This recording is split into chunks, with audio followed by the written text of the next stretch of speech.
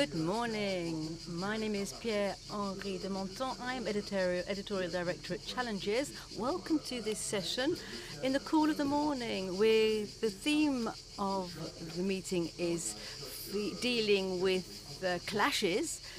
There's one clash which we're encountering. It's quite foreseeable.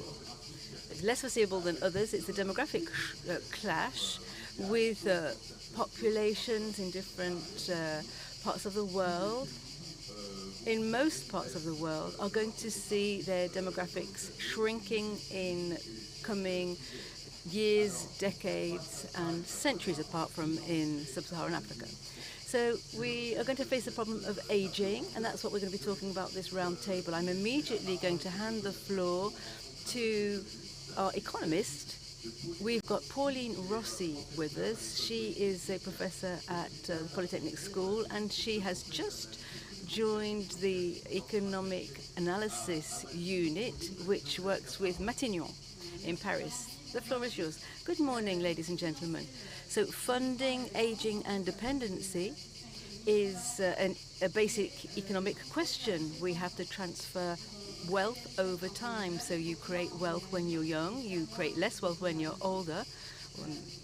And given that consumption and production do not take place at the same time, there is an inherent risk. All kinds of things can happen in the meantime, which are independent of ourselves. So the idea is, how do we organize that transfer of wealth to reduce said risk? And all individuals face this question, no matter what period of time they live in or what their society is. So this transferal boils down to the people I know, my children, the people I know. When I generate wealth, I give it to those people who are in need. And I hope the day when I need wealth, they will give it to me. So this is a system which is based on trust in others, trust in future generations. But I'm linked to it all, of course. The problem with this system is that it does not share out risk sufficiently. The number of people upon whom I can count is very limited. And so there are many elderly people who are impoverished because their family is unable to support them. To combat this poverty among the elderly, we have gradually expanded the circle so that there will always be young workers producing wealth, and that wealth can in part be transferred to previous generations, even though they're not directly linked to them.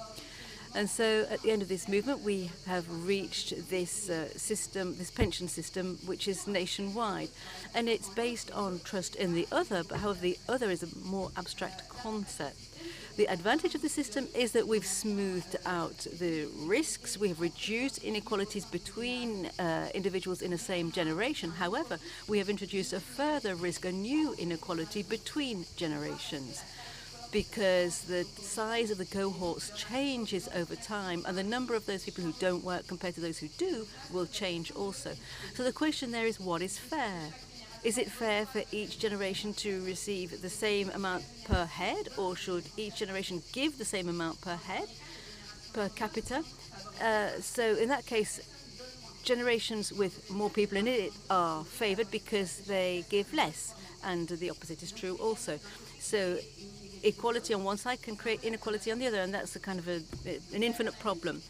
So the alternative is to say, let's change the mindset where each generation depends on the following generation and make sure that every generation depends on itself. And we need to have financial tools which will enable us to transfer wealth over time. So let's use those tools. So the first problem with this approach is that we are reintroducing inequality within one and the same generation, because depending on what you've saved when you were working, and depending on your health when you are no longer working, then you could quite easily find yourself in a situation where you haven't got enough money. And the second problem, which is not always well understood, is that this is also a system that is based fundamentally on the new generation, the next generation, because financial yield depends on business world, and that depends on demographics. You buy an apartment, for example, and you say that that's going to boost your pension, but then the real estate market tumbles because there's too much supply compared to demand, and then your investment will not give you as much yield as you had imagined. And so the real difference is that you are more limited You could invest in another part of the world. For example, the French investment fund could invest in Pakistan, which is going to grow in the next decade. So that's an advantage because you've got more options. You could diversify your economic risks. However, the downside is that you've got less control and you're introducing a geopolitical risk, because the day that Pakistan decides to add a tax to any capital which is extracted, then you're dumbfounded. And so that's the way I would describe the problem in theory. But at the end of the day, we have to say that maintaining your lifestyle when you stop working boils down to a miracle, really. Because of demographics and economics, if they're favorable, then you'll be fine. But as we're going to see with our panelists, that is not the case today. So allow me to introduce to you the different participants just very briefly. Next to you is Sarah Carlson. You are Vice President, Sarah, Senior Vice President of Moody's. And you are going to give us a quick overview of the world, because the world cannot be resumed as the country of France. There's much more in the world than France. Your neighbor is called Gilles Benéplan, who is a key figure in the insurance world. You are going on to the FNAC stand because you have written a book about insurance, and you'll be signing that with Pierre Ehrman, who is well known in France. So you know the subject very well. You are Chief Executive Officer of the Adelaide Group. So Balin Brokers is the umbrella company. So by you've got Nick Dussuyer, who speaks French, although is Australian. I think he's going to talk to us a little bit about how pensions are funded in Australia. And you are CEO of WTW here in France. The name of the company has changed several times and is about to change again because you've got many stakeholders. And also we've got Sylvain Rabuel, who is the chair of a major group that works with the elderly. You have a lot of establishments, retirement homes throughout Europe, and you are one of the top 3 companies in that field. So you will be talking about how we fund dependency. So we've got a very complete panel covering several countries and aspects of this subject. So Sarah Carlson, could I invite you to take a few minutes now to give us an inventory, state of the situation? France, as I've just said, is not the only country facing demographic problems. In Italy, the situation is even worse. So where are we? What are governments doing? What are social partners doing around the world? What systems are being set up to fund all of this? Sarah understands French, but she's choosing to speak in English, so use your headset if you'd like to listen to the French translation. When I think about aging cost, I think about 2 things, and that's how my colleagues and I at Moody's think about it. It's not just about the euros that the state pays out, though I'll come in and talk about that in a minute. It's also what the impact of aging is on economic growth, because economic growth is something from the standpoint of government debt, it makes problems easier to deal with. And from that, I have good news, because France actually has significant advantages that it's not leveraging right now. So it has the potential to be able to do more, because French demographics for an advanced economy are actually pretty good. All advanced economies are aging, but the situation France is in is materially better than that of Italy, for example, which you mentioned, Germany, to go further afield, Japan. The other thing that people don't necessarily think about as often is that in France, the number of healthy years someone has after the age of 65 is one of the highest in Europe. The highest is in Sweden, but in France, the average person can expect to have about 11 healthy years after the age of 65. That makes it easier for people to have longer working lives, for example. But what we see is that France is not making the most of these advantages. because if I compare the French to the average European, the French exit the labor market far earlier, 62.6 years, according to the European Commission. What we see elsewhere, Denmark, the average person exits the labor force at the age of 65. And I can hear what some of you are probably thinking, like, oh, it's the Nordics. The Nordics always behave differently, but that's not true. Actually, in Southern Europe, you see something actually very similar. In Spain, Portugal, Greece, people also exit the labor force over the age of 64. What France's behavior is in this respect is much more like an East European country. But in Eastern Europe, the number of healthy years the average person can expect to have is far, far lower. So this is an advantage that's sitting here. And that, frankly, France, with the highest healthcare costs as a percentage of GDP in Europe, France has paid for this with its world-class system of healthcare and focus on prevention. So that's good news. And that's something where if it were to change, it could have an important impact on growth. But of course, we can also think about the cost in terms of euros. I'm a sovereign economist, so I think about everything in terms of the percentage of GDP, because that makes it easier to compare one country to another. And in that, I've got good news and bad news for you first. And I'll give you the bad news first, so we can end on a high. The bad news is that French public pension costs are high. They remain high. But the good news is that they're not actually increasing that much, and that France becomes less of an outlier as time goes on. So if we think about 2040, in 15 years' time, France, which is now spending 14.2% of its GDP on public pensions, will be spending 14.1% of its GDP. Right now, only Austria is at a similar level. Italy is actually materially higher at 16.1, but France will have more company in 2040, where we'll see countries like Belgium, Austria stays there, Portugal will all be spending about the same amount as France. We'll have Spain and Italy actually spending more. As I said earlier, when it comes to healthcare spending, France spends more than anyone else in Europe, and it'll continue to spend more. But I say that's actually buying France some significant advantages that it could actually leverage to help the economy grow more quickly. A big uncertainty with regard to healthcare is what happens with technology and how technology increases or decreases healthcare costs. That's something that remains to be seen. But from where we stand, as I say, it costs a lot in France, but it's something that France is actually gaining significant advantages from, potentially in the future if it chooses to use them. Merci beaucoup. Alors, Thank you very much. I was surprised because there's quite a lot of good news there in your message, which is quite a contrast with some of the reports the Cour des Comptes in France has published, and the IMF is...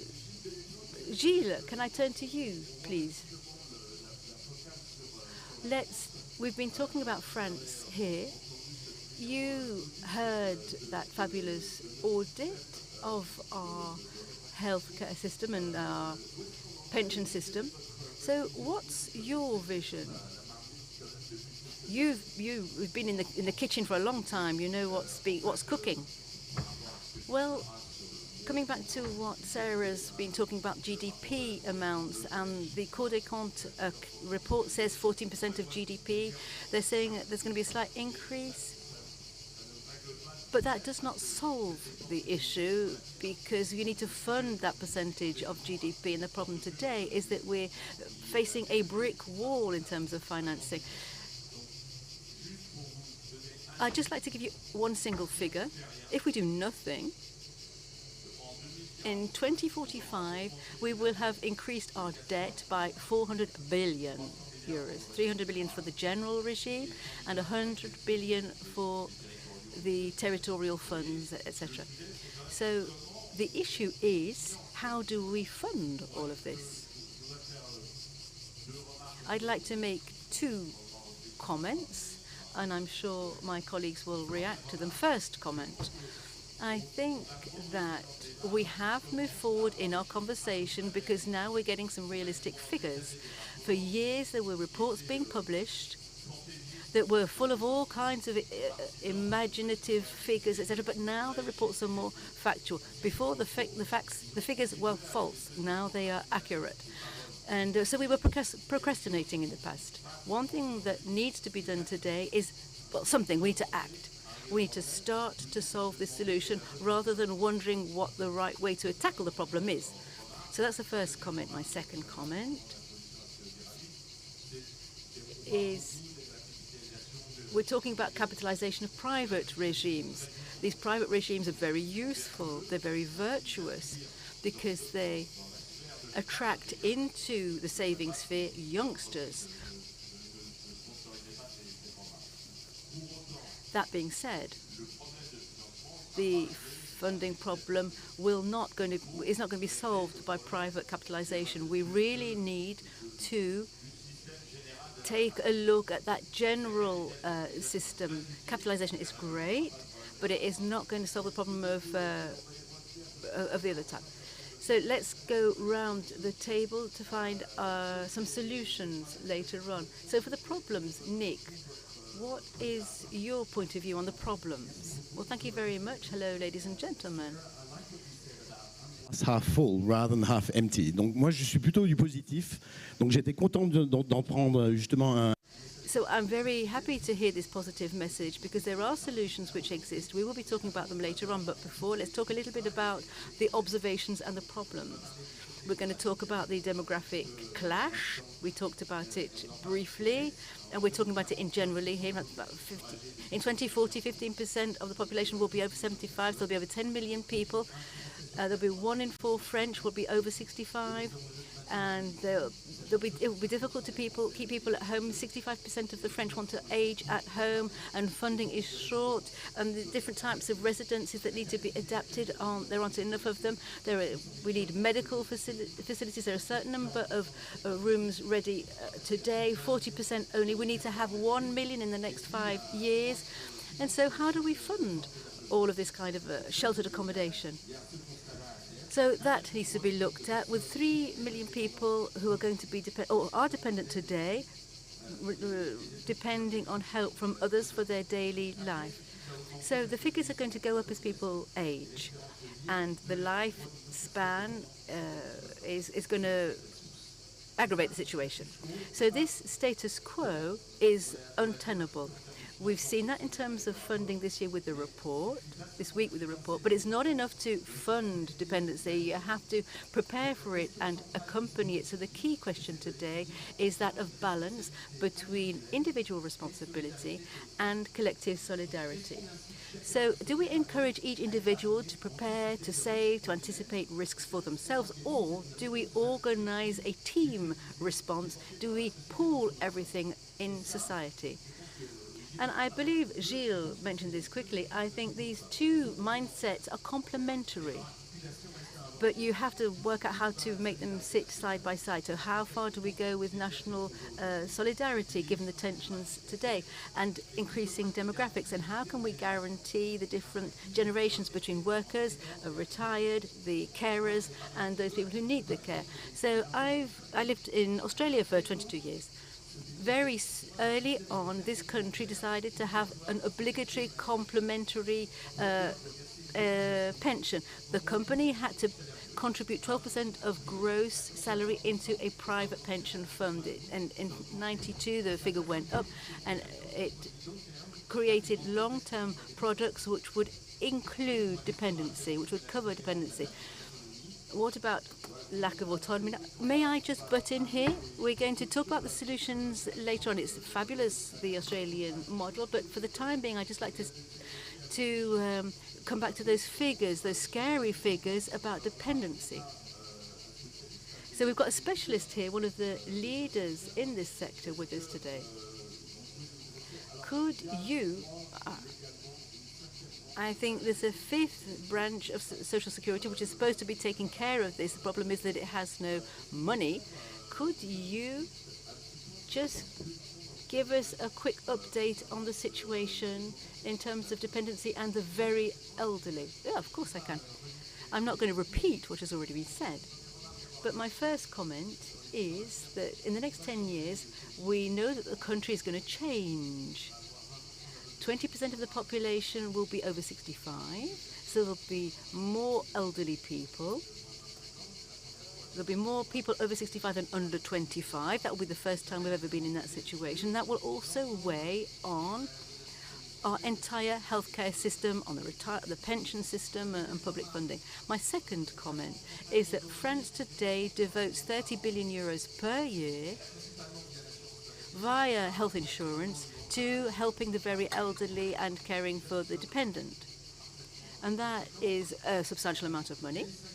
There's a fifth branch, a fifth risk which has been created for loss of autonomy. And to cope with this risk tied in with demographics and longer life cycles, this is not being funded. It hasn't got any funding earmarked for it. So it's just part and parcel of healthcare insurance. And the problem is that this 30 billion in structural terms is already not enough to cope with the needs of the elderly who are in France alive today, because they have been defined by a law which was designed 25 years ago. In that space, 25 years, the profile of the elderly dependent people here in France has modified. People are much older, they have a lot more illnesses, and in 25 years there's been a massive emergence of cognitive illnesses, Alzheimer's, Parkinson, etc. So the funding system for the elderly dates from 25 years ago, but today the targeted public is not the same. They're not the same number of people, they don't suffer from the same illnesses. That's why regularly you will hear us talking about a crisis in the area of medicalized care homes for the elderly, because these establishments are taking care of a population which is much older, much iller, much more ill than the budget imagined they were going to be. And to finish on this point, I would say that one imagines in the next 10 years, you have to add 20 or so billion euros to the 30 billion to cope with all of these changes. And the final point I want to underline, because it's very important, and I'm sure it will speak to people in the room, to this 30 billion, we have to add all of the work which is given free by family carers. Yes, we do quantify that. We can quantify it. Yeah, for this roundtable, I've done that calculation. It will be interesting for Pauline to take a look at this in the sum. I'm sure she's much better at calculations than I am. But there are about these 20 million helpers, carers in France, and 2/3 of them work with an elderly person, usually a parent. So 6 to 7 million family carers work with the elderly. And if we take the fact that they spend 10 hours per week caring to that elderly person, that's not very much, 10 hours. It's about an hour or just over an hour per week. And if you say that each hour is worth 23 euros, that's the basic fee. And you multiply that by 40 or so weeks in the year, because the family carers do have the right to go on holiday, then you arrive at amounts which are absolutely humongous, in the region of 50 billion euros of work which is provided free by family carers. So the 30 billion we've got provided by health insurance, you have to add to that at least the same amount, if not more, free work provided by family carers. And let's not forget that, sociologically speaking, the family carers are going to diminish in number in France and in Europe, because, of course, people are becoming more individualistic, because people are moving to different parts of the country. You may not live in the same town as your parent, and because families are splitting and being recomposed by that. So it means that you might have less help at hand. So these pillars, these invisible pillars, will be eroded over the next 10 years. These visible pillars ties in with what Pauline was talking about, the family solidarity, which was the very basis at the get-go. Solidarity from the family. I'm not sure if the students and the different academies are doing the calculations, but it does beg the question of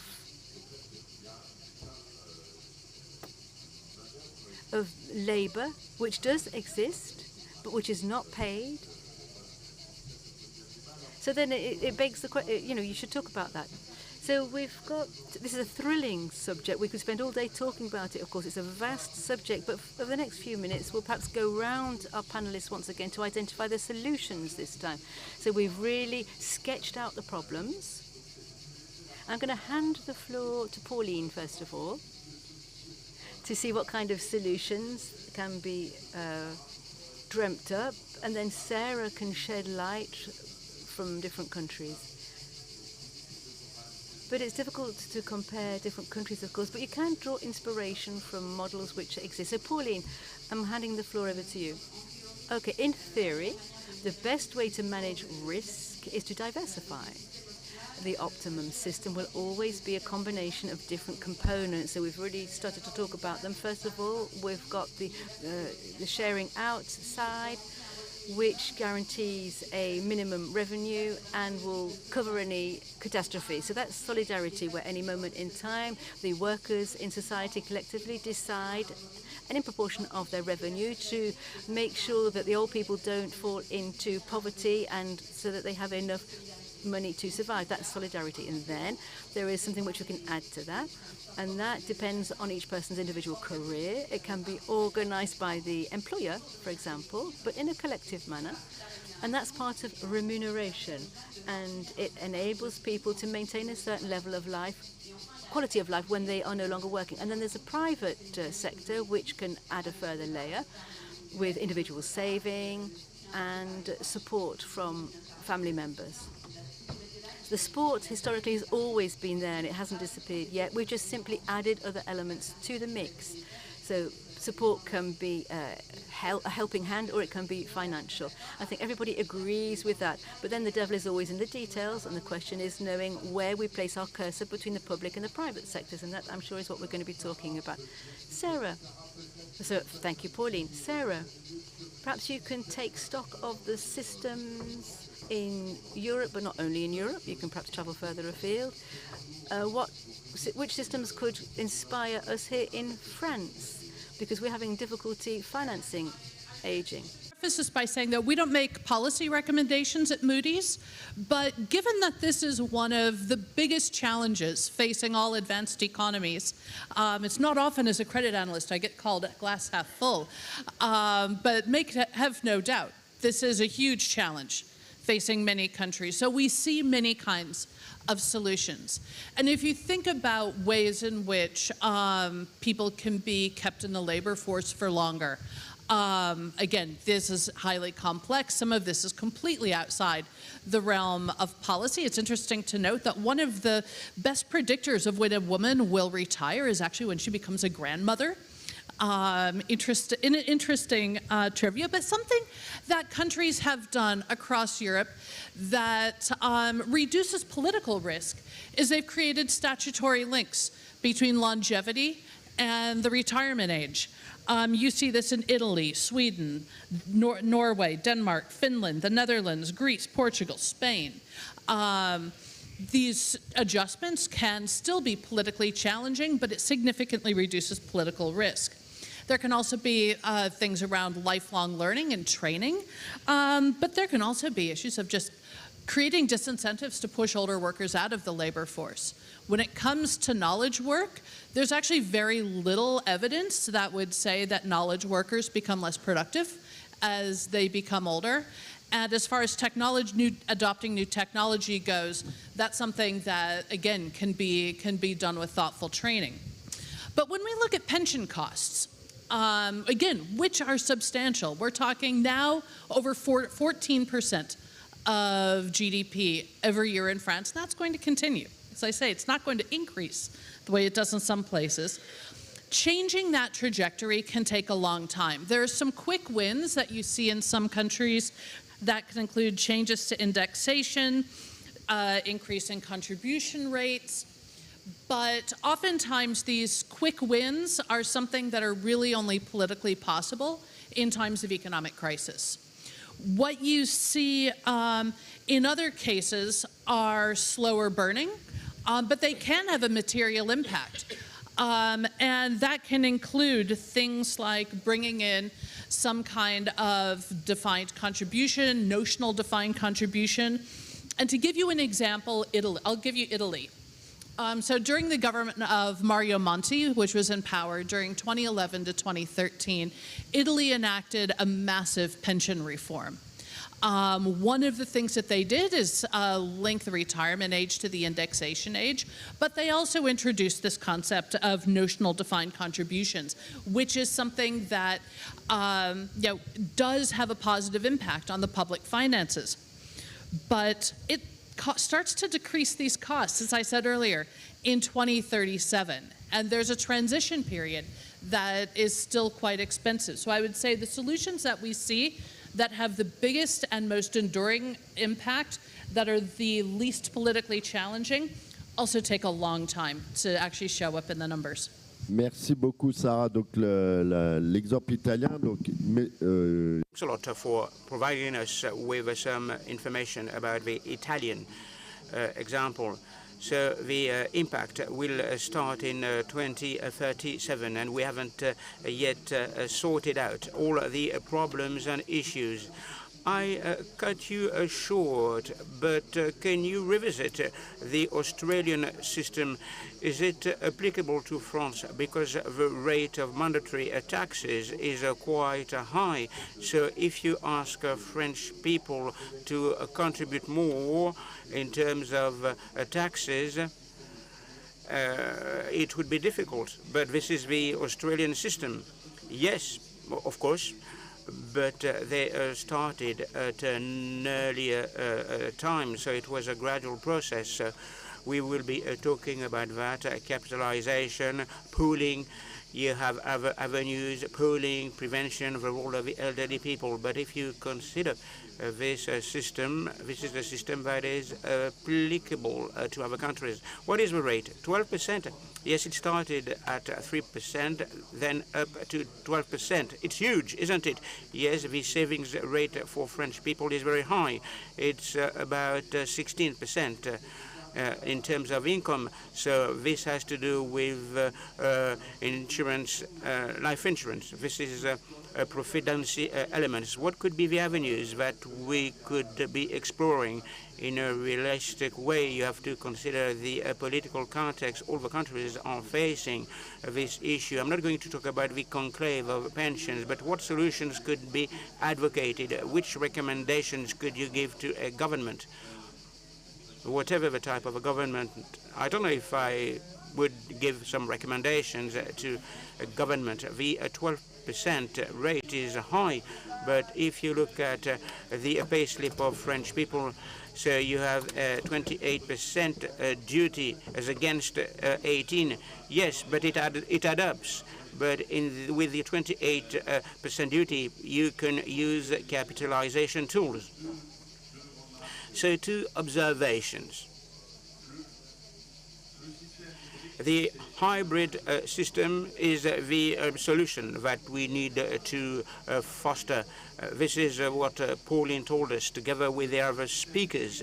So the private system is there, 7 million people who have a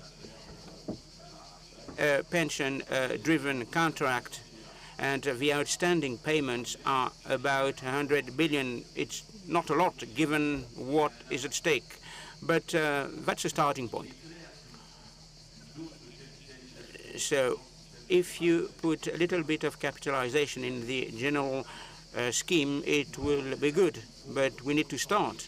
And to get started, you need a virtual shock in order to get some money, to release some funds. This could be envisaged, but what is important is to settle the short-term problems and issues. To do so, look at the report of the Court of Auditors. So those who contribute will have to pay more, and to reduce the indexing rate for pensions. It's complex because we know that the elderly people vote. If you look at the pension fund, the general pension fund, there's under indexing rate worth 2% or 3%, and nobody complained about that.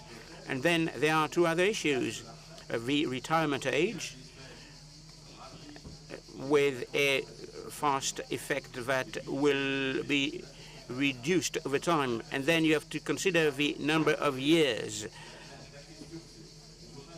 So we can't say that there's an all-encompassing solution. There's an array of solutions.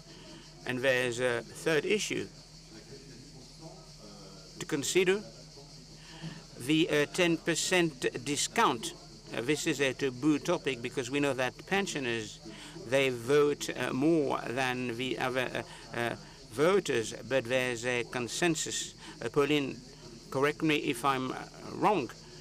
Jean-Hervé Lorenzi, who is a specialist in this field, has said that there are some millions of euros that could be collected, and they could be reinjected into the pension reform. I'm talking about income tax. Not everybody pays income tax in this country. Second observation, we've been talking about funding, but what about the assets and the active people? There are two schools of thought. First school of thought, capitalization has to be invested as best as possible. So it's important to turn to the global financial markets, especially in the US, in order to get the best yields. This is the funding strategy of the reserve fund for pensions. And the second school of thought, you have savings. The Europeans, they save a lot. Money that is being saved should remain in Europe and should be earmarked to the main transitions: climate transition, digital transition, demographic transition. Allow me to take stock of the solutions of the fifth branch. It's just a branch that has started to work. What could be the realistic solutions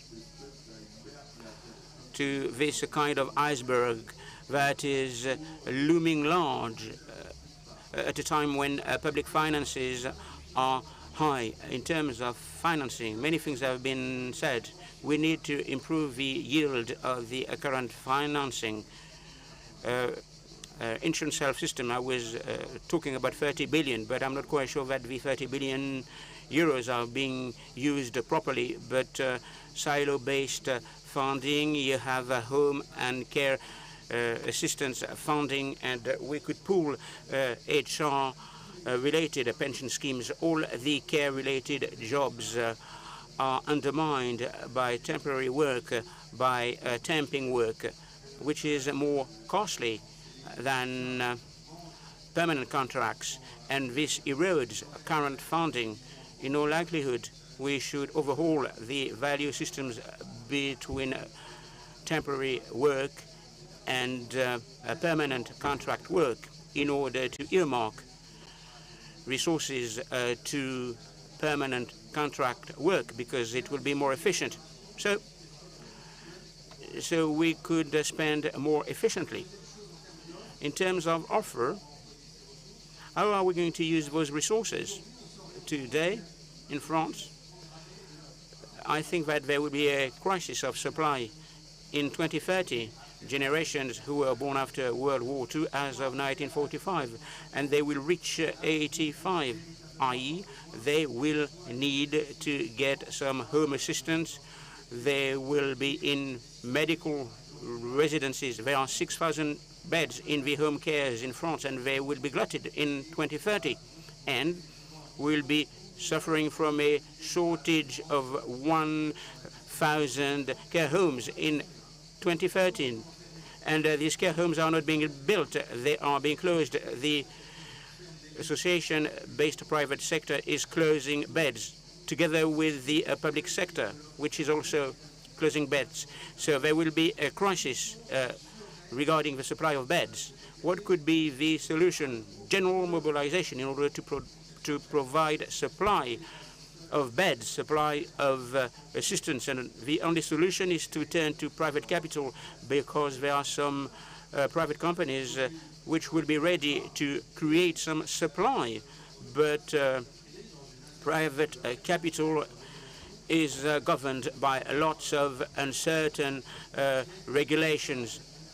So general mobilization is important to reverse a trend, because in 2030 there might be a massive crisis of supply. French people who would need to be assisted at home, or who would need to live in a medical residence, and these supply of offers won't exist. So Nick, you wanted to react, and then Pauline will conclude. In order to echo what Gilles said and Sylvain said, there are 4 solutions. Capitalization, for example.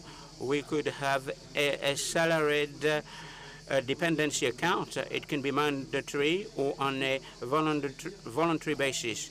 So adjustable annuity over time. So at the start you have less, and in the future you will get more. Regarding pooling, we could implement a collective dependence contracts or schemes, and the companies can help. We helped many companies with simple solutions, viably that are economically viable. So we could have a dependency national fund akin to the fund for natural disasters in order to earmark the existing contributions. And the third avenue is prevention, to work upstream to mitigate risks. So prevention should become central from a we need to focus on prevention. We need to adapt the providence accounts, and we could have individual prevention plans with some points that you can aggregate with some possibilities to adapt at the end of the career of the employees. And technology. Here we've been talking about technology, AI, in terms of prevention. So embedded AI in daily objects to detect at an early phase the diseases. These are tools that can expand autonomy in order to focus on prevention. We've talked about the elderly and the carers. These are invisible people. They should be better acknowledged. When we talk about carers, they should be better protected. We know that there will be loads of elderly people, especially in 2030, and these people will be carers, and this will disturb their life balance. You have what we call time savings account for the carers, specific care, dedicated hotline, assistance schemes. So there are some companies that have done that, but they could do more. So Pauline, can you summarize the debates? What are the solutions? So you have a public finance that is very low, capitalization schemes that bring about inequalities. How can we combine the two systems? By way of conclusion, 2 things. First thing, regarding private-public element, private doesn't necessarily mean more sustainable. There are lots of uncertainties regarding the economy of the future. It is connected with demographics. Public doesn't mean more egalitarian, because you have some inequalities across generations because of demographics. Regarding France now, the only thing that I would like to mention is that the poverty rate is twice as high for children as for the over 65. The children represent the economy of tomorrow, and in terms of equity, the children are less responsible for their lifestyle than the elderly people. So if you consider the current system, national solidarity gives too much clout or weight to the elderly. So I guess that there will be some reactions in the audience. There will be a roving mic. Short questions, please, so that we can get as many questions as possible. I'm an entrepreneur, a humanitarian, an inventor, and I represent Silver Valley, the 300 companies investing in this silver company. And I was in charge of the Medical Research Institute, and I asked the question to INSEE, what about the pool of donors at the end of 2015? They told me that there would be more people aged 60 than people aged 20. So there was a kind of tipping point. So you have, I was worried about dependency, and we wanted to know how to go about it. And we've found some niches, specific funds. You had 7 billion euros in some specific funds, and there were 50% of devaluation. And the auditors said that you have succession rights, and you have the 40 billion at the end of the day. So my question is, isn't there any niche? That's great what you've said. Of course, there are some solutions, and you explored them, and especially with the unclaimed funds. So the niche, this is an interesting concept, but there's another avenue. Henri Emmanuel was at the consignment and deposit office. He was talking about annuities. We have lots of property assets. So what are the niches? And of course, we need to better manage health expenditure. So what are the niches? And of course, there's a lot of research on this field, and André Masson worked a lot on the different terms to liquefy or cash in the assets of elderly, and especially the property assets. He worked on anticipated sales, and this work is important, and we should conduct some experiments in the different regions, because the non-liquid net worth at the end of life is a topic. It's a challenge. In many cases, you don't have other liquidities. So I do subscribe to this idea. There's a need to work on the liquidity, and we've got research, and we need to move ahead with that. Regarding dependency, this is you can sell the flat of your grandmother so that you can pay for the care home, and it is even institutionalized in the public sector. You have some property assets that are mobilized to help the elderly. So you have associations as well. So to get your assets liquidated, why not? But you need to come up with another term. But that's an avenue. But there's a paradox in France. It does exist, but for the most modest people, for people who can get some income support, you can have a succession element. So people will look at your net worth, at your assets. It's a little bit complex to do that. Yes, you're right. Today, the most modest people, the state will target their assets, net worth, to fund income support or social incentives. This is applied to the most modest people, but there is no system to target the net worth of people who could contribute to the system. There's another area of research for your students, and there are some solutions that we can tap.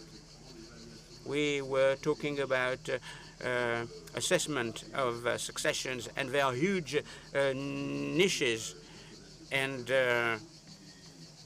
you know that the net worth of old people is increasingly higher.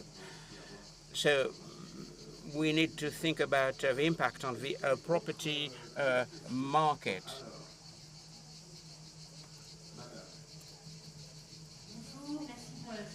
Thanks a lot. Agnès Renard.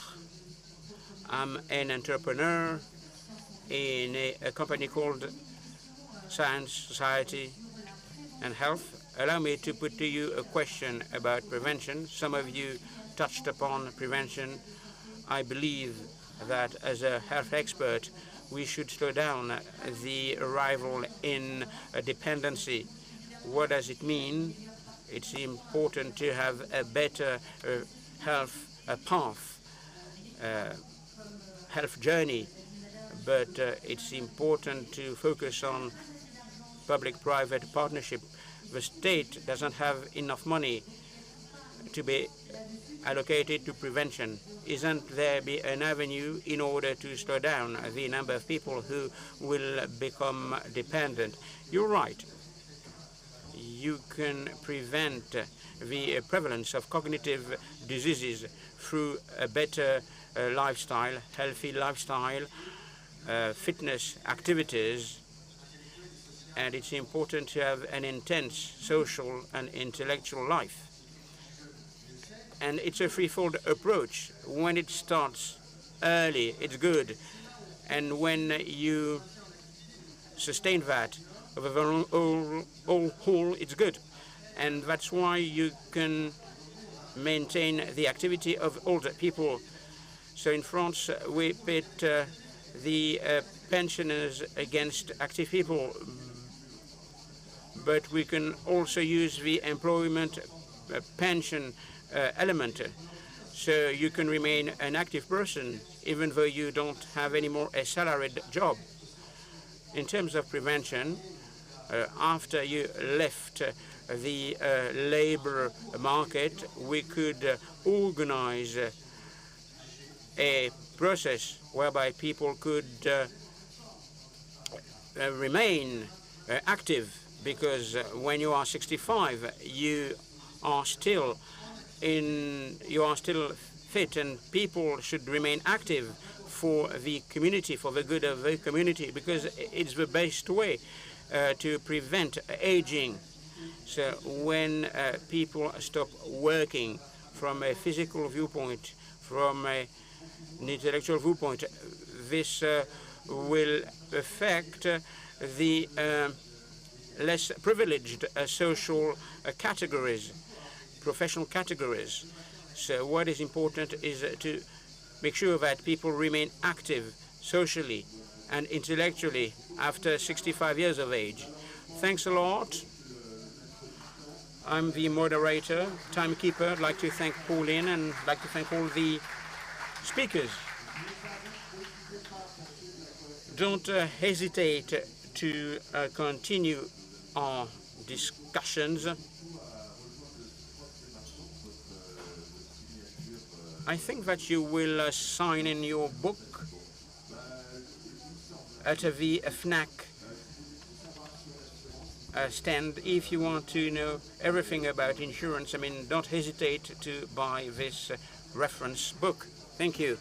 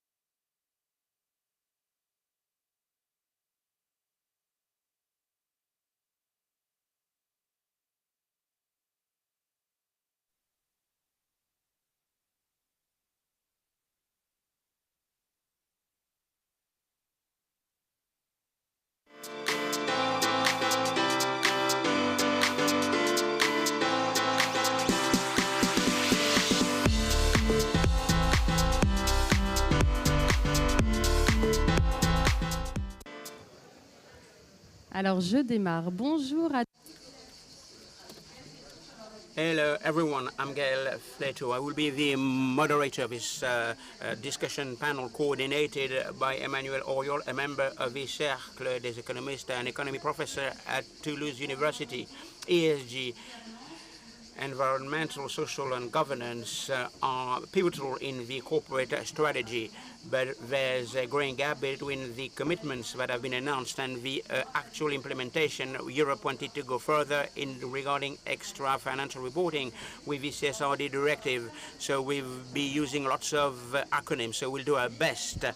But it is being chopped up. Is it a good news or a bad news? It depends on your perception. We have different speakers who will be talking about that. Danielle Garnet, you are the chairman or chairwoman of the AFTE.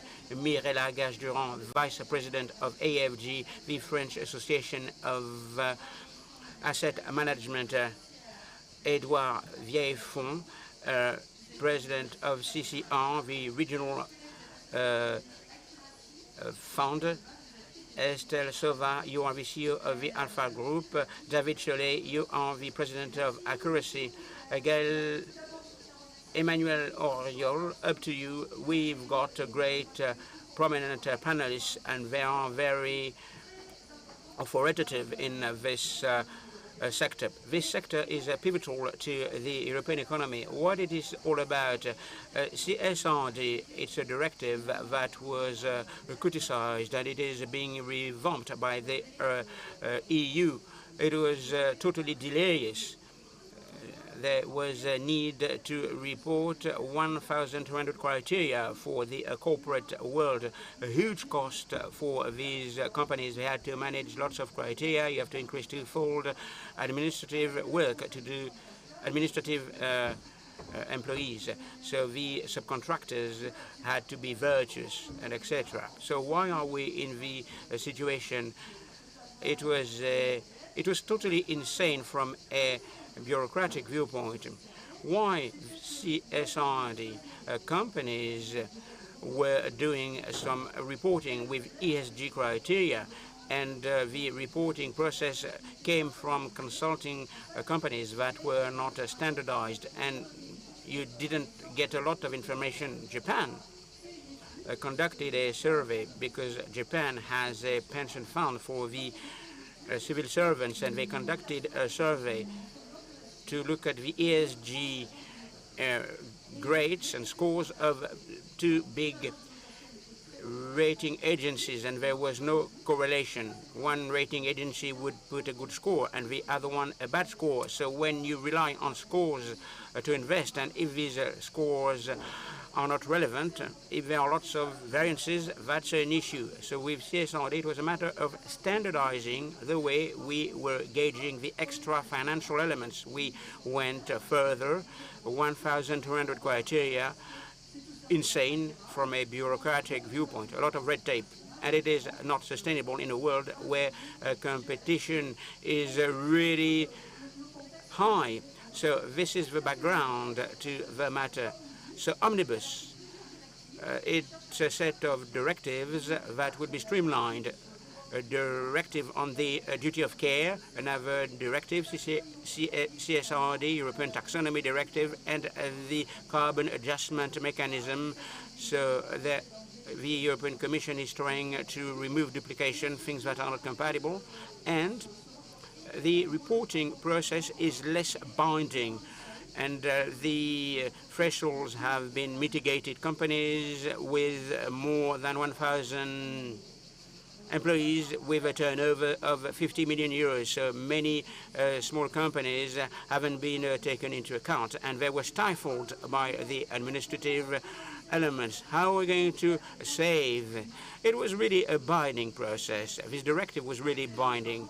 So 4.4 billion euros will be saved by the European companies because they won't have to report. There were some fixed expenses in addition to the 4.4 billion euros, and 2.5 billion euros of taxes were added. So the message that I would like to deliver to you, we need to follow up the ESG criteria. We are not going to throw the baby with the bathwater. So Trump would like to stop this process. But of course, what is important is to streamline the process, to make sure that it is sustainable, so that we've got some companies that are productive and virtuous. Why does it matter? The millennials, people who are young, I don't know if you are familiar with the millennials. The millennials are very sensitive to environmental issues, gender equality issues. They will be working for companies that are virtuous, and that's a comparative advantage. The companies with good ESG reports will be more productive, more profitable, and more innovative. They will attract young people. Moreover, it's easier to get some funding. Sustainable finance is a reality. In 2000, 11% of finance was earmarked to sustainable finance. Today, the figure is 35%. To get some funding, it's important to get good ESG scores. And so defense is virtuous because defense was in a gray area in the past. So much for my introduction. We've got the best experts on stage, but a decision has to be made. We don't want to nip in the bud European competition, but we want to have virtuous practices, because this will be beneficial to me. Mr. Daniel Garnier, you are the president of the French Treasurers. You are the deputy finance director of Saint-Gobain. So why the companies have lobbied so much to revisit CSRD? And you told me that it's necessary to get a framework. Hello, everyone. Yes, you're right. It's important to get a framework, but the question is why and how. A first point that we need to bear in mind, for companies, ESG-related challenges and stakes are pivotal as part of their strategy. And when it comes to discussing with the stakeholders, we're talking about our clients, customers, suppliers, but it does matter to our employees. And we need to work with our financial partners, bankers, investors. They want to know, and rightly so, they want to know if our products, services comply, and if they respect the environment, and if they respect the communities we are interacting with. So it's important to demonstrate that we have a positive effect. Second point, in order to have a constructive dialogue with all the person who are dealing with, businesses and companies are eager to get some regulations. They are not hostile to regulations. What is important is to come up with a common language with clear rules accepted by everybody in order to nurture communication and to avoid misunderstanding. Companies and businesses, they need rules that will foster competitiveness. They don't want competitiveness to be hindered. They need reasonable regulations, wise regulations. What does it mean, wise and reasonable regulations? Reasonable or wise regulation means that it is future-oriented, based on incentives. Regarding ESG, it's a matter of urging companies to make some headway when it comes to achieving some objectives, green objectives, social objectives that are fundamental to humankind. The objective is not to look back with an approach based on punishment that would penalize companies. If you cut short funding to a company because the company is not good enough, the company won't progress. The company will close down or will fall down. This won't be beneficial for the customers, clients, employees of the planet. But if you support financially a company when it comes to achieving the specific projects and objectives, there will be a beneficial effect for the economy and for the planet. So you will combine competitiveness and sustainability. There's another dimension with a reasonable and wise regulation. It has to be inclusive. We all agree that ESG should take on board everybody. big companies, small and medium-sized companies. And in order to do so, it's important to tap indicators that are simple, in limited number, indicators that could be accessed easily by everyone, those who are drafting those indicators and those who are using them. If you consider the current CSRD directive, it's totally different. You have 12 chapters, 1,200 indicators. The company I'm working with, the annual report, has swollen more than 500 pages and more than 250 pages devoted to ESG-related issues and problems. Who will be using and who will be reading those pages? Nobody. These regulations should raise consistent and coherent questions for all of the economic players. They should speak a common language. So on the one hand, you have CSRD for companies and businesses. You have SFDR, another acronym for investors. So both should meet the same requirements in terms of efficiency and simplicity, because complexity will come back. Yes, companies are in favor of reasonable regulations, i.e., future-oriented, based on incentives, simple, coherent, consistent, so businesses and companies are expect CSRD directives to be reviewed in order to combine competitiveness and sustainability. So you have allies among the audience. Nonetheless, if you look at the reporting objectives and to scale them back, it's not easy. Agache Durand, Vice President of the Asset Management in France, you are the Director of Groupama Asset Management. What is the viewpoint of investors? Allow me to talk about companies, asset management companies, experts working between the investors with capital and the companies and businesses which need those investments. First of all, allow me to talk about the title. If you look at the title, you're under the impression that ESG is a kind of a bubble that is promoted by some technical people and everything vanishes into thin air at the end of the day, but I don't agree with that. There are some changes, and they are real. Climate changes, 35 degrees here at 11 o'clock in the morning. Geopolitical changes have to be taken into account. So we are facing a reality, and it's important to come up with a transition, digital, environmental, social transition. So transition is mandatory for companies, for businesses, for the economies, if we want to be there in the long term.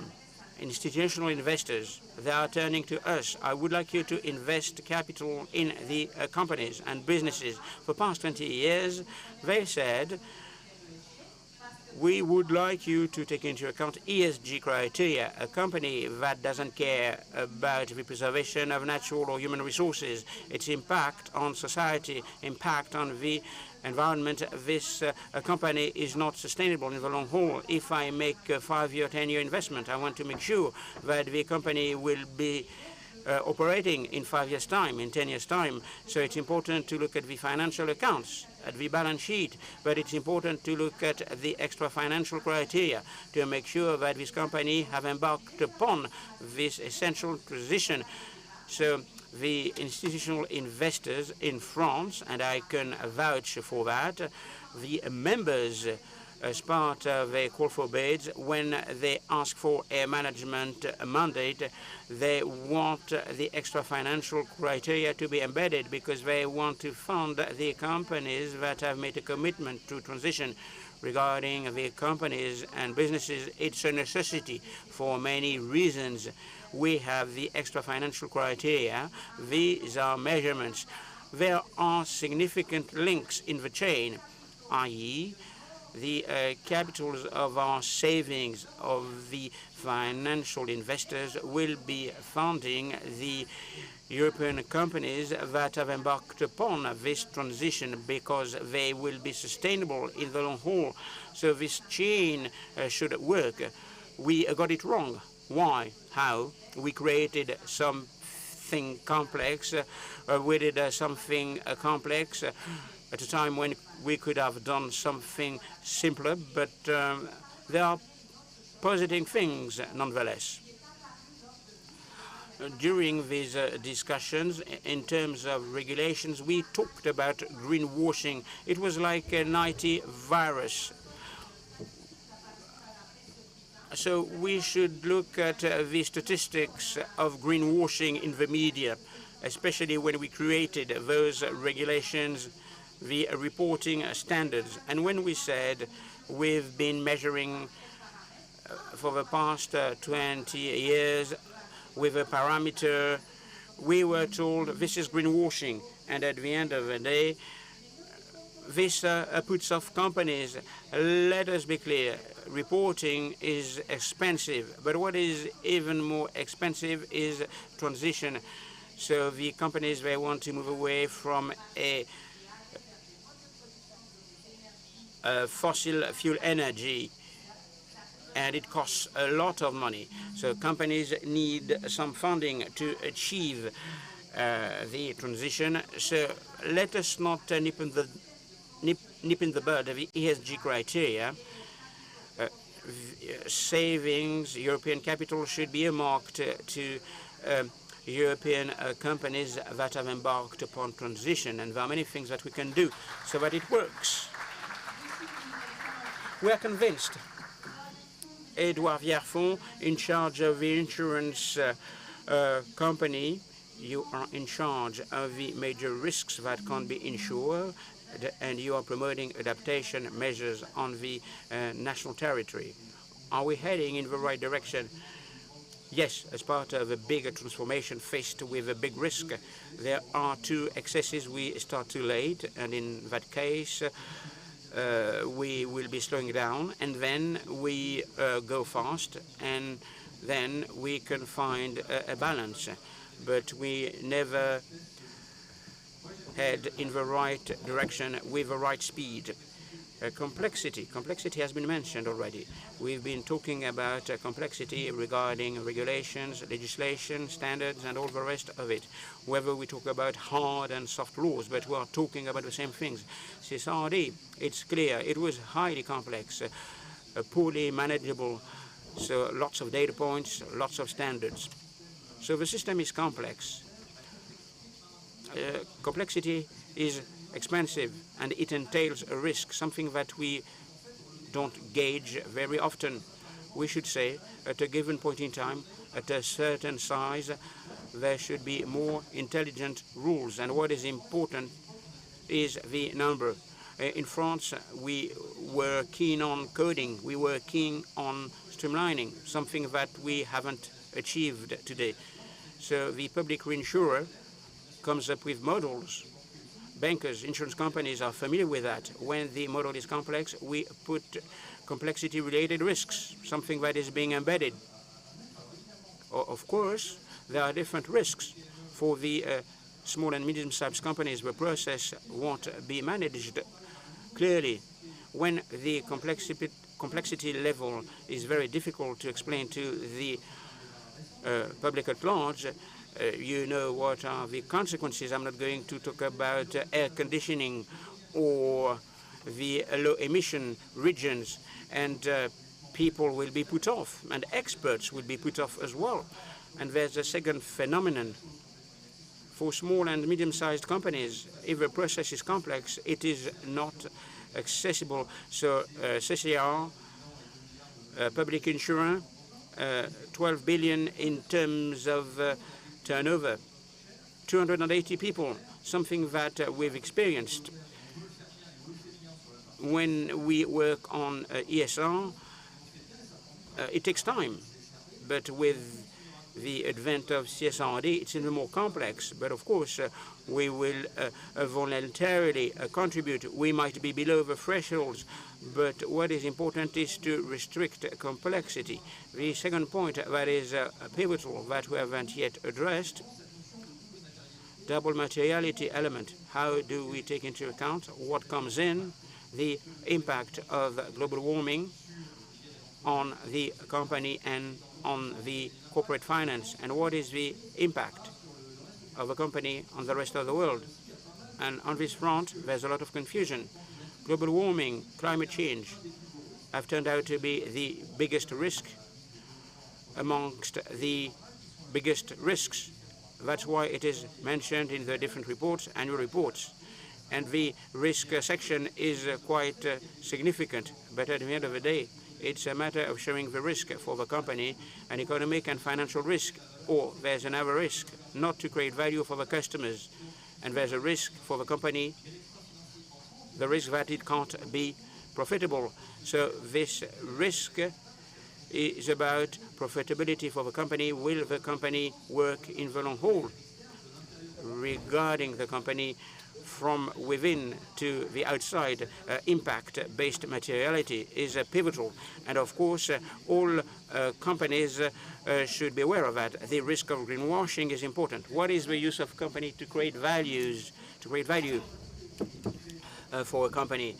So if you consider the core business of a company, you have to consider the positive extra financial part. It is quite positive, but this is another parameter. And of course, there are lots of economists here. So we shouldn't count twice, and we shouldn't come up with a new greenwashing process, i.e. to take into account the extra financial impact being similar to the financial impact. At CCR, we are very sensitive to that. We have a job to do. What is important is to reinsure some perils that are deemed not to be insured. So we want insurance companies to be solvent. The non-financial part, the part that has to be monetized should be outside. And what is important is to be careful with the second risk of greenwashing. Thank you for these observations that are in line with Daniel Chollet's observations. You are working for accuracy from a financial viewpoint. Companies, they have to make some decisions whose impact will be felt in 2034 in order to avert a systemic crisis. Hello, everyone. Thanks a lot for this question. 4 minutes to avoid a systemic crisis. It's a daunting challenge, isn't it? Let us talk about the diagnosis. And if you look at the temperature in X, it's a reminder of global warming is hitting hard. And global warming doesn't take into account the implementation of CSRD. In the next 5 years, if we don't reduce massively carbon emissions, we will hit some tipping points, irreversible points. The ice cap will collapse in Greenland. I'm not going to talk about permafrost. Of course, I'm not an activist. I'm not a politician. These are facts. And this is what scientists have told us. A.D. Sevest, a glacier specialist, told us that the collapse of the ice cap in Greenland will mean that seawater will rise by 7 meters. 30 million tons of ice being melted in Greenland. You take the Eiffel Tower, you put it in a card box, and this is the metaphor.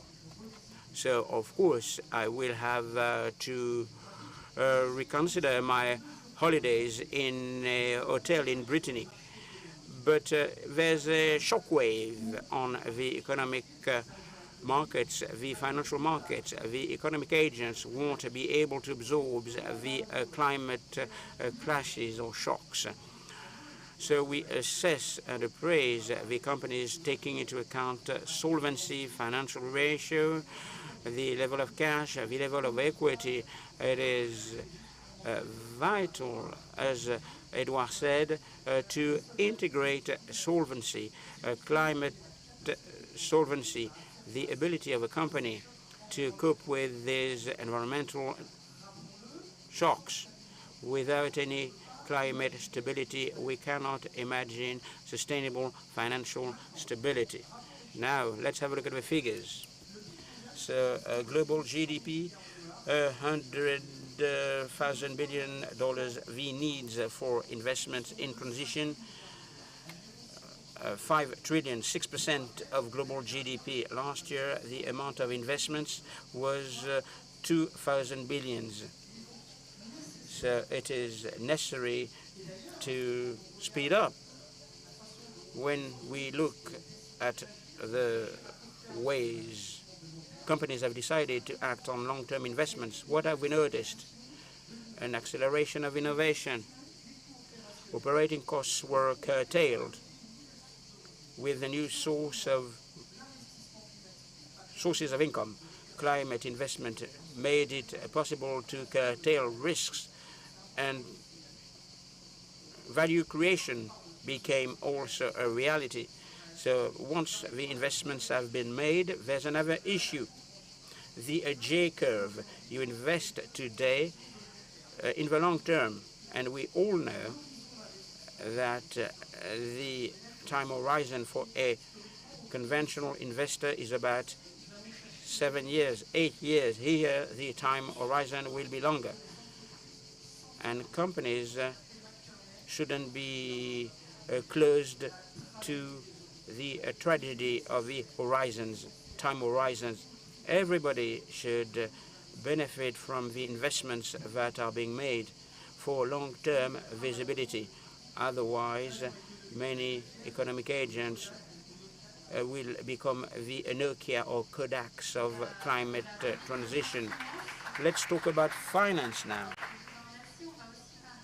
We'll be talking about labor management dialogue. When we talk about ESG, Estelle Sauva, you are the CEO of Alpha Group, an expertise and audit firm working with public decision makers. How social dialogue, labor management union dialogue, how can it change the company? Hello, everyone, and thanks a lot for putting this item on the agenda, because there's a kind of middling perception about CSRD and the way it should be rolled out in companies. It's important to come up with some alternatives. There's an error that is being made between the destination and the aircraft. The destination is the objective that we want to achieve together, a European vision based on performance, based on corporate performance, Friedman vision, the quest for profits, globalization. We wanted to get a European perception about the Green Pact, and there's a consensus whereby it's a good trend, it's the right trajectory. What is important is to be pragmatic, to be operational. And unfortunately, it takes time for us to set the ball rolling. So, of course, we can work for the stakeholders of the company, the leaders, employee representatives, the employees, but all the players in the corporate world. And in a concrete manner, we can be efficient. In order to choose a model, you can use the aircraft, the plane. You need to choose a model with some criteria.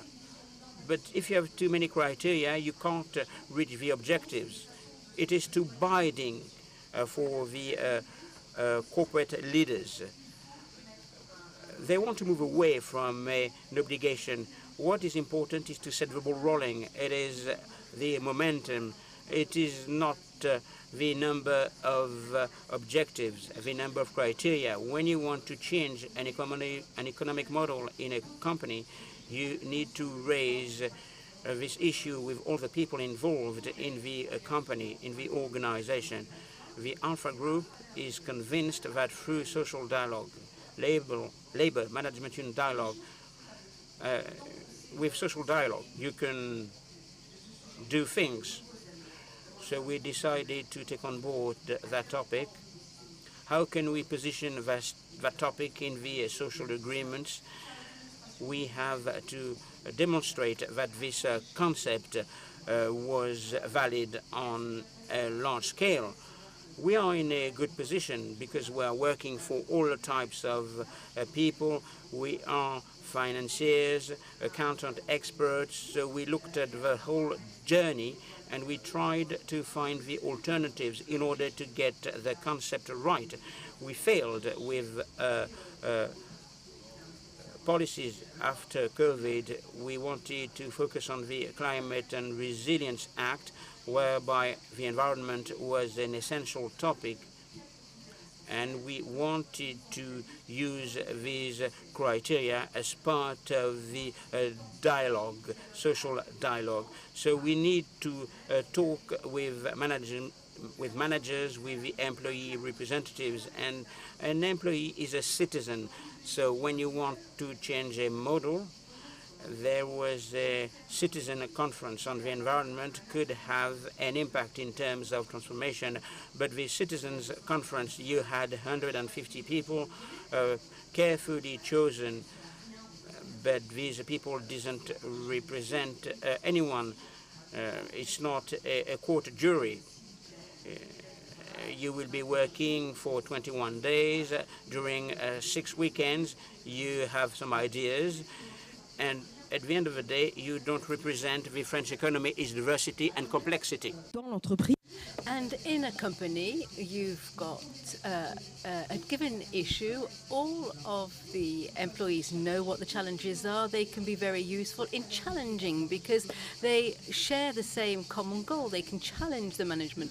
And that is why the social committee is the right place in a company to address this system. We're going to talk about the methodology in a minute. We have, thanks to a lot of CSRD, which we're collecting. We've got a lot of data. We're trying to get the 2000 indicator model to less than 10 indicators that will be co-constructed pertaining to governance, the social questions.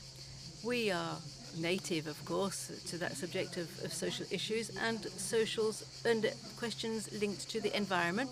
In the environment, which is our business, in an applied environment. We're applying the subject. And when the directives, for example, the PFAS, for example, where we really have to reassess the social model at a time when you have to find the right balance between the economy, social issues, and the environment, etc. It takes a lot. You haven't got the time to calculate all of these indicators. At the end of the day, we'll end up on an Excel table just locked away somewhere in your computer, and that's no way of reaching your objectives.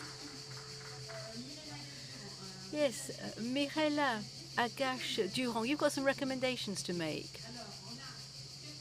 Yeah, we've got a few concrete proposals which have come out of our work in terms of the indicators. We really did take the time to talk to all of the stakeholders, the businesses, the regulators, i.e. to reduce the number of indicators for big companies to practically 150, but no more than 200. But then for small and medium-sized businesses, about 50 indicators.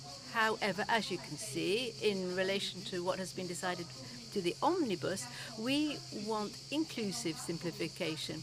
We do not want simplification which leaves one part of the economy to one side.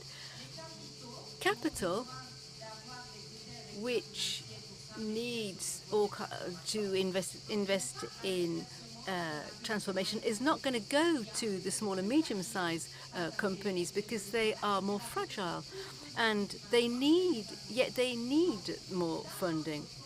In our proposal, we think that the planets are lining up because the investors want to diversify their profiles, because they've got small, medium-sized and big businesses. In the business ecosystem, you get everybody involved in the transformation, and then you allow these SMEs to be involved. And preaching for my own parish here, we experts need to make investments and we need information.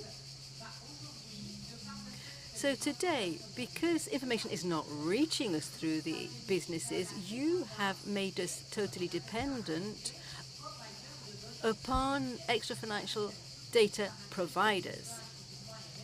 And this, I'm going to share an anecdote with you, with a little anecdote. Here in France, I note that yes, we have the right number of men and women, etc. But apart from myself, I'm a bit French, a bit Romanian. All the rest are French. So there isn't a single foreigner who comes to talk about this subject. Perhaps next year we'll invite some foreigners to come and talk about it. But what I'm trying to get at is that the reference group for extra financial data is called Vigero, and for years they've been working on quotas. We've been working with them for a long time on this question of non-financial data. 3 or 4 years ago, results were presented, and these different companies called M something or other came to buy Vigero and said, you're going to see, we're going to put money in your company, we're going to learn your methodology, we're going to generalize it. But at the end of 2 years, they shut everything down. Vigeo no longer exists. They shut it all down. And we professionals who were supposed to be investing with those criteria, we have to purchase our data from other data providers, which could start with an M and comes from the States. They fix the price, and we no longer have a vision of ESG because it's they who decide what criteria are used. So it really is essential that we are successful in pragmatically reporting for all European businesses. It's a question of sovereignty, and we do have the resources, let's not forget. The European Single Access Data Point, which we've been promised for a long time, they will feed the information up. Everyone can access the information free of cost. And then we can do without those players who are not in Europe. I think Daniel Biarnier wants to say something. Yes, I would like to say that I agree 100% with what's just been said. I don't know if we need 150 indicators. However, two things seem important in what's just been said. Firstly, we really do have to simplify things. Not a couple of tweaks, not from 2,000 to 1,500 indicators. No, we need a massive change. And the second thing which I adhere to is that we have to bring everybody on board, including SMEs.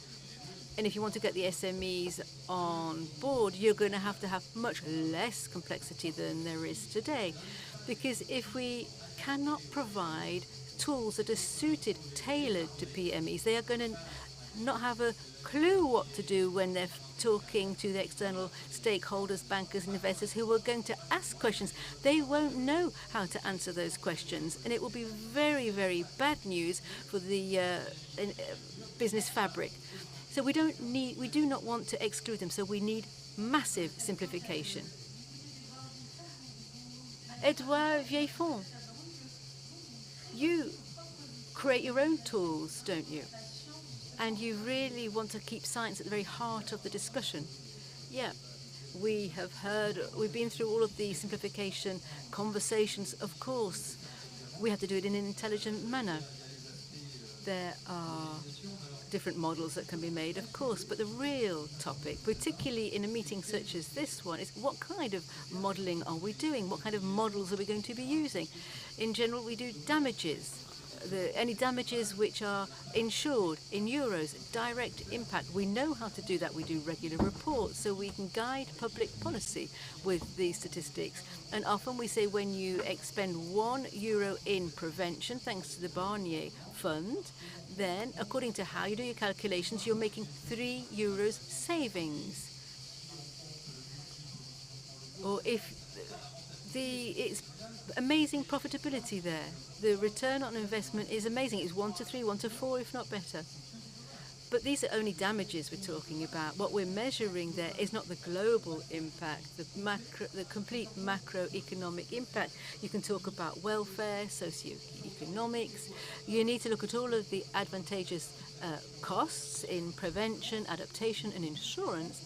And very clearly, what I note and what strikes me, and in this gathering, I think it's a good platform to say it. I don't know whether we've moved back or whether we've lost visibility, but when you work with insurance companies, they talk about pure damages, that's their business. But when you talk about the global economy and you want to measure impact on GDP and identifying all of the external forces, then we really have to, well, that's what we need to do.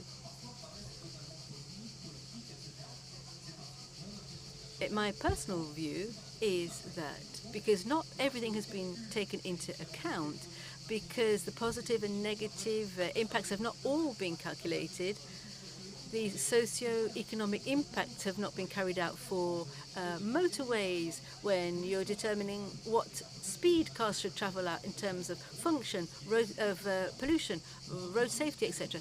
It's fascinating for a country which was very, very sophisticated in this field. We're doing it less now. And we need to take all the factors into account. We need to do all of the calculations and come up with a final result. And that is how we will know whether we need to take a measure or not. I'm going to take a final example. Adapting to climate change, for example, which is key for us at CCR. We see that not only in the future, but also in the past, some groups have lost money.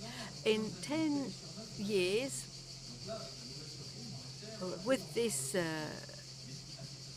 the fascinating thing is that when you do these calculations, you see that the market is falling short. And as insurers, we realize this, we have to act, because in social terms, it's profitable. People, businesses have to stay. But in a zone, you may not be able to stay anymore because all of the preventive work and the adaptive work we've carried out will just be not enough. And the coastlines are being eroded. This is just an example in our field of work, but I'm amazed at all of the adaptation work which has been carried out. It means that we have to redo the calculations and identify what we need to do and to what extent. Thank you very much. David Cholet, you've got some examples, haven't you, as well, which you'd like to show us abroad or in France? Let's hear from you now. Well, let's remind ourselves of the problem. How can we help businesses to invest in a long-term vision? Or how can we bridge the gap? And so far, we've heard that there is no sustainability without profitability. And I'm sorry to say that the opposite is also true. Let's take a few examples. Because we cannot look to the west because of the uncertainties there. Let's take a look at the east and to the south. BYD, the car company from China. Its reason for being, it's based on ESG. It wants to be the first car manufacturer to head towards net zero. That means that 80% of the value chain has been included in an environment near to Shenzhen, from constructing the battery to making the cars. What we see is that BYD is the leading EV manufacturer, with quite a bit of subsidy from the government. Yes, I will come back to that. Let's move on to the cement industry. I'm not an expert in cement, but I know that the cement industry gives 10% of the greenhouse gas emissions. There's a Mexican company called Cimex which has invested in the process of preparing cement. So they made massive investments, and to support these investments, they were able to take advantage of loans from the World Bank and international funds, and they have reduced their carbon footprint by 50%. And they've also speeded up their profitability levels. So the private and public worlds have worked together. And to come back to the Chinese example, we've got blended finance. We've got public and private players who rise to the challenge of maintaining profitability, because what we absolutely have to do is speed up now. Thank you very much for that contribution. Yes, with our public funding, which is in the red over here in France, it really is a hot topic.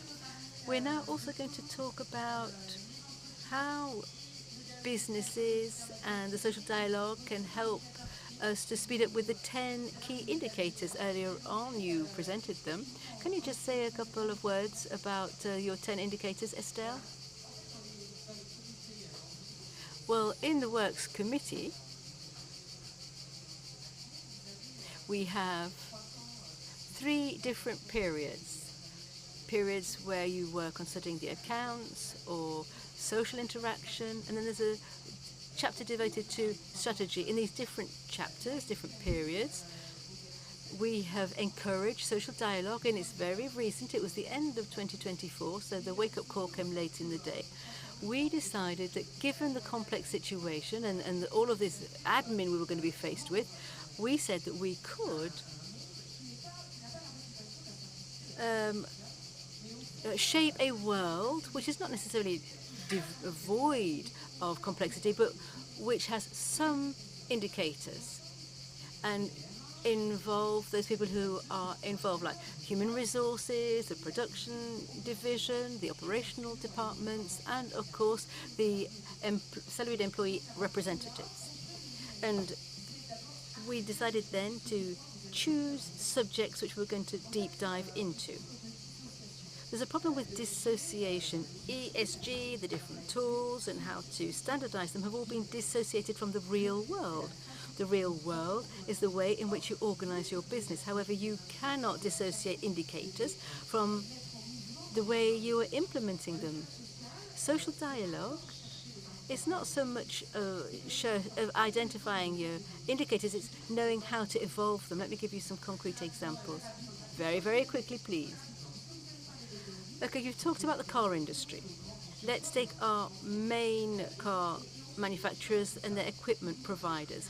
You can have all of the resources at your disposal. You can have a big organization. I've even seen one business with 200 people who could work on CSRD. Just imagine those resources.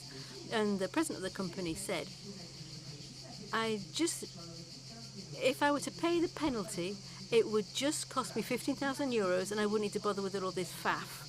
So you do the work.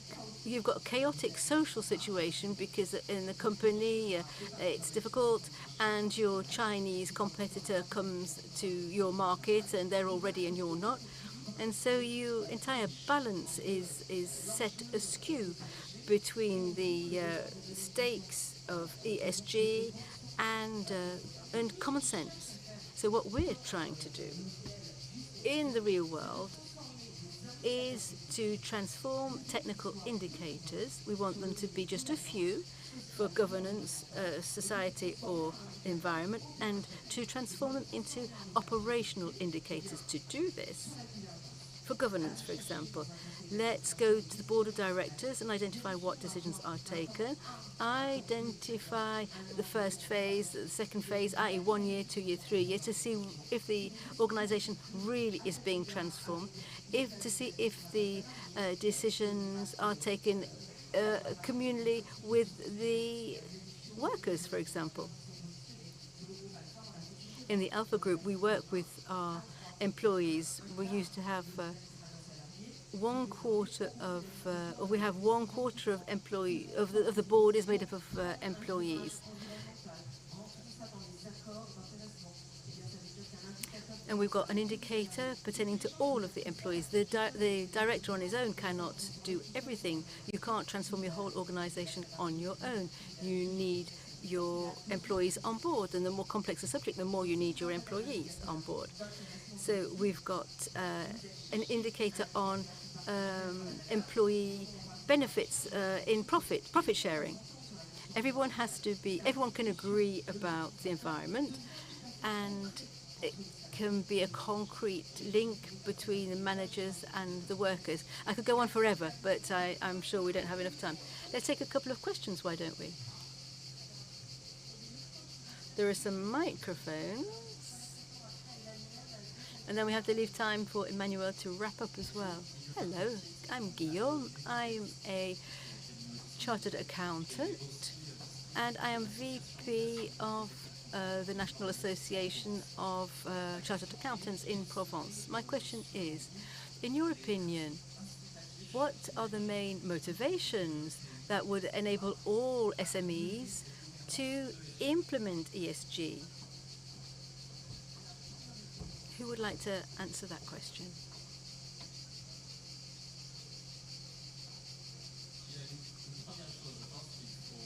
First of all, let's keep in mind that most small, tiny and medium-sized enterprises, they do not go to the financial markets for funding, they go to see their bank manager.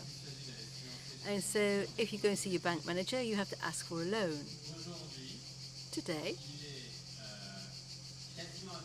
it's practically impossible to request a loan if you do not satisfy ESG. The banks have to do this, and so for the SMEs it's the same. For an SME today, they're faced with this question of how they can answer the bank manager about ESG or about my strategy, and I mean, how can I take this all seriously? Second question is, what kind of help can be provided? And I'm sure my neighbour up on the stage will have some answers here. How can we give concrete assistance with simple tools? I think the businesses you work with don't want to read a document of 10,000 pages and 2,000 criteria. How can we come up with something simple to help small businesses to answer the questions that the bank manager is bound to ask them? Above and beyond funding from the bank, if you take a look at the States, 50% of businesses is half of investment comes from the bank, half comes from private investors. In Europe, it's 80% of investment comes from the banks. So above and beyond a smaller number of indicators and instructions on how to use them, we also need to stabilize these regulations and these indicators. It's very difficult for a small SME to get all the information, and then 2 years later the indicators all change, then next year they're cancelled, and then we bring in some new ones. And over the past 5 years, a lot of modifications have been made, and stability is key. So you have to have a reasonable number of indicators, some instructions, and people there to help them. We experts are there to help them, but regulators need to be on our side as well. We need stability and to respect certain requirements. There's one essential criterion which applies to everybody, and that's subjects to do with investing in knowledge, intelligence.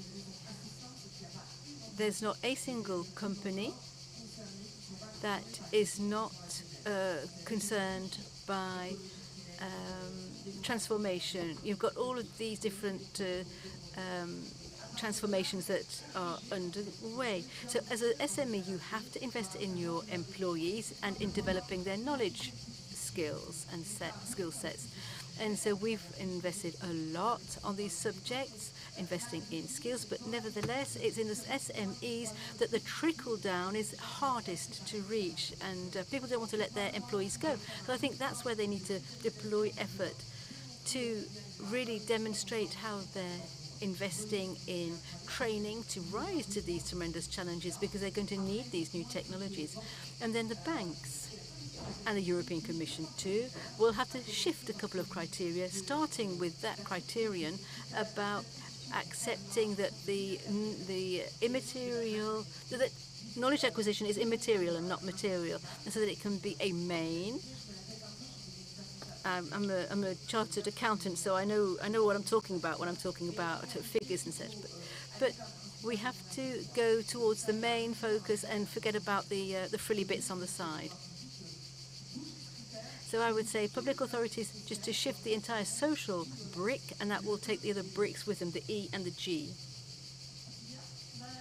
Well, we've arrived at the end of our roundtable. I would like to say, first of all, a thank you. What with global warming, you're still in the tent here. It's so hot. We've got some amazing panelists, and I think I can tell you, I can confess that we all work very hard upstream of our debate. I'd like to thank Gail in particular for being the director of this orchestra. And I'm going to just come back on some of the main points that have been mentioned. We've got this suspicion of greenwashing, and today we're frightened of green bashing. So people saying it's not important to be green. So this roundtable, we have shown that that is not in fact the case. And personally, I think that's rather reassuring that both businesses, those who finance, those who run them, are not going to throw the baby out with the bathwater. That was a key message of our round table today.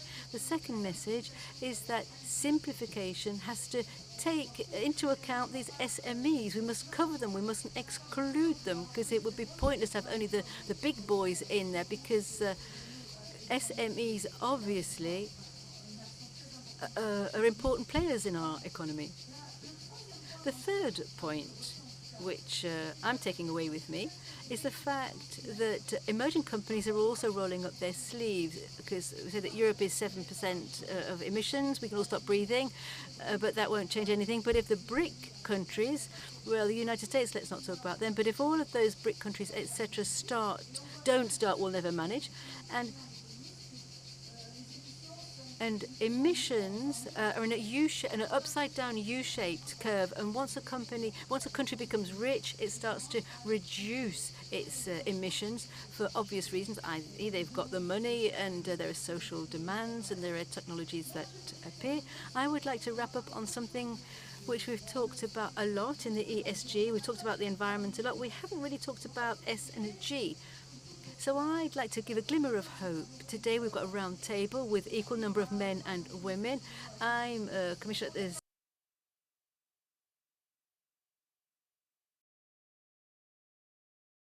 who find it is unusual not to have a woman on the board.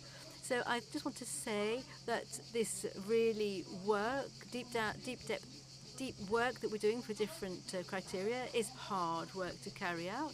We know that it's a question of funding companies. We have to keep profit in mind as well. I just want to give everyone a glimpse of hope that if we continue as we're doing things in Europe, because we are exemplary here, then we have businesses which are more higher performing,